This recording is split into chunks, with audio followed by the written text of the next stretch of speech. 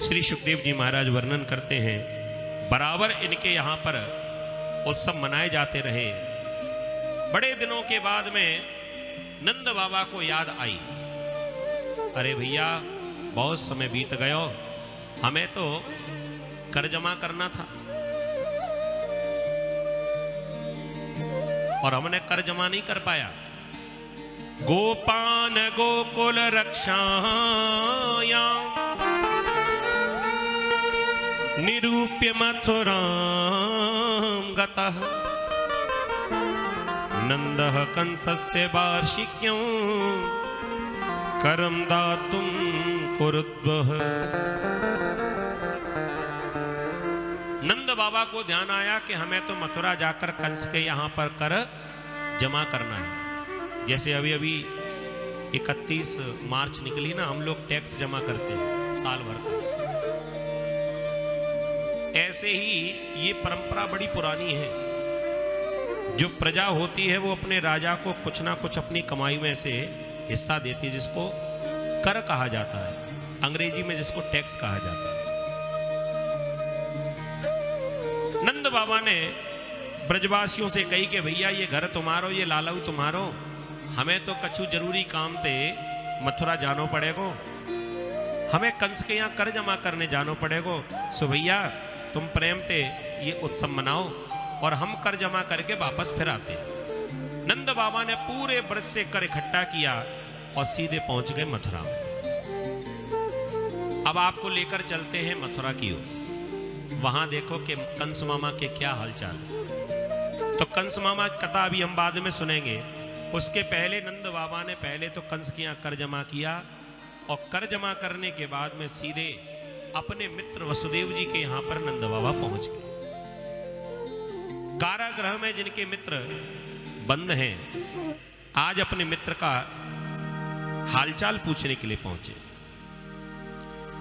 नंद बाबा जैसे ही कारागृह में पहुंचे सो वसुदेव जी ने भीतर से ही प्रणाम किया, स्वागत किया।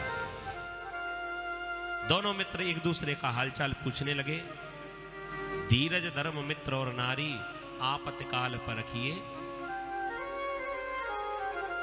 आज हालचाल पूछकर कहने लगे, कैसे आना हुआ? नंद बाबा ने कही, मैं कर जमा करवे आयो, मेरे मन में विचार आयो कि मेरे मित्र वसुदेव जी कारागृह में बंद हैं, जरा इनसे हालचाल तो पूछें।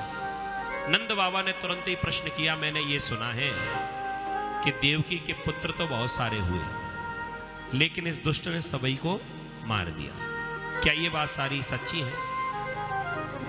कहने लगे,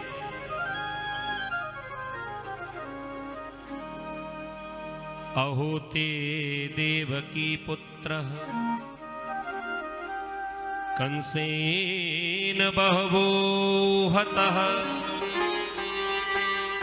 एका वसिष्ठा वर्जा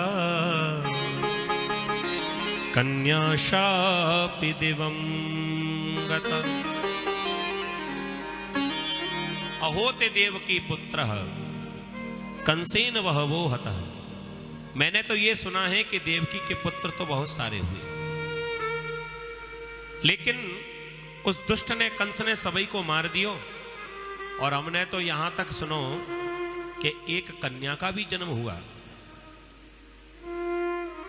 और ये दुष्ट तो उस कन्या को भी मारना चाहता था, लेकिन कन्या तो साक्षात दुर्गा निकली और वो उल्टा शाप देकर और चली गई। कन्या शाप दिवम गतः।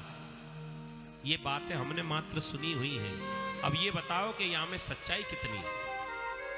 ऐसा हुआ क्या?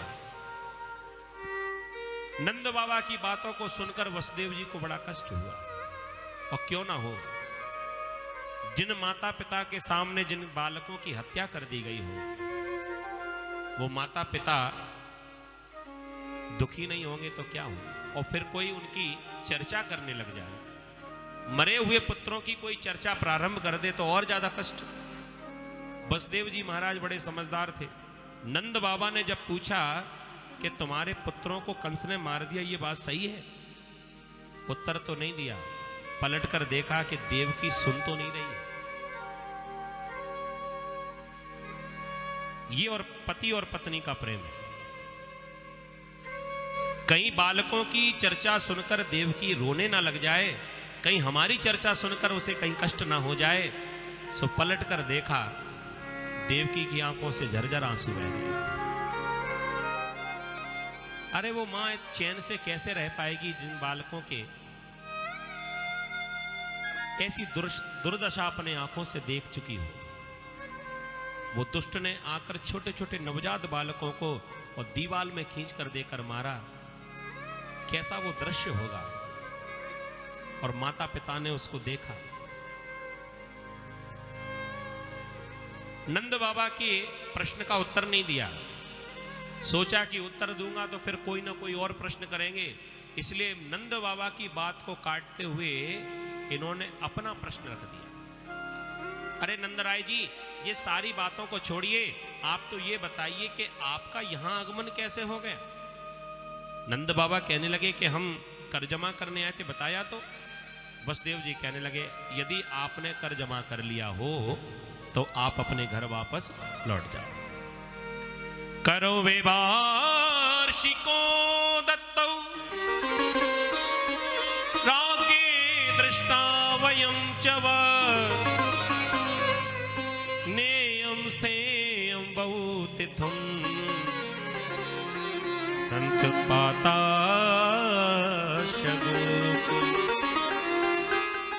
यदि आपने कर जमा कर लिया हो तो आप अपने घर वापस लौट जाओ। नंदराय जी को लगा ऐसा क्यों कहा, मैं तो इनका दुख बांटने आया था।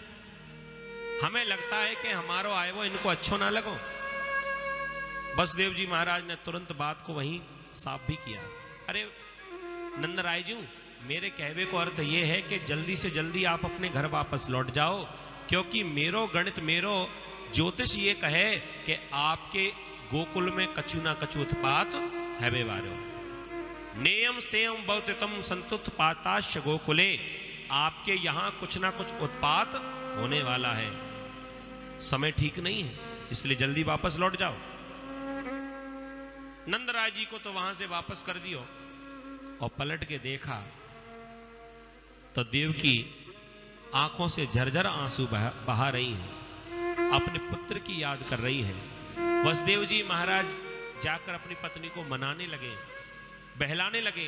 अरे देवकी, तुम रोती क्यों हो, चिंता मत करो। अरे हमारे लाला बिल्कुल सुरक्षित हैं।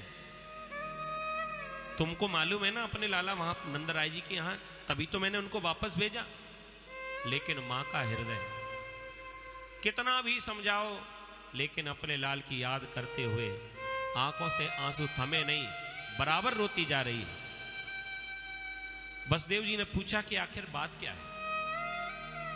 मैया देवकी कहवे लगी, बस मेरी तो इतनी इच्छा है, जब से लाला भयो तब से मैंने वहां को मुख ना देखे, तो एक बार अपने लाला का मुख देखना चाहती हूं। लेकिन जेल में बंद हैं, कैसे जाएं। हाथ जोड़कर भगवान से प्रार्थना कर रही है देवकी, हे प्रभु ऐसी कुछ लीला हो जाए कि मुझे उड़ने की शक्ति मिल जाए